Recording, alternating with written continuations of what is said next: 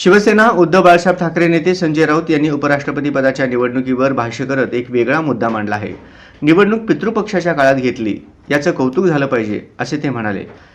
त्यांच्या या वक्तव्यामुळे राजकीय वर्तुळात चर्चा रंगली आहे.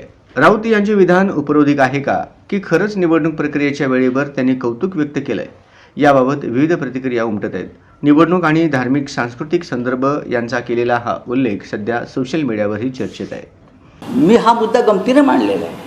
आता पितृपक्षामध्ये उपराष्ट्रपती पदाची निवडणूक घेतल्यामुळे सेक्युलर झालेले आहे आणि त्याचं अभिनंदन केलं की भारतीय जनता पक्ष अशा पद्धतीनं सेक्युलर झालेलं आहे की अंधश्रद्धा पाळत नाही.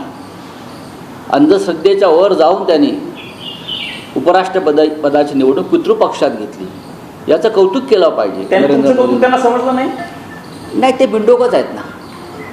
त्यांना कौतुकही समजत नाही की त्यांनी अंधश्रद्धेवर मात करून पितृपक्षामध्येही निवडणूक घेतली, याबद्दल त्यांचं कौतुकच केलं पाहिजे.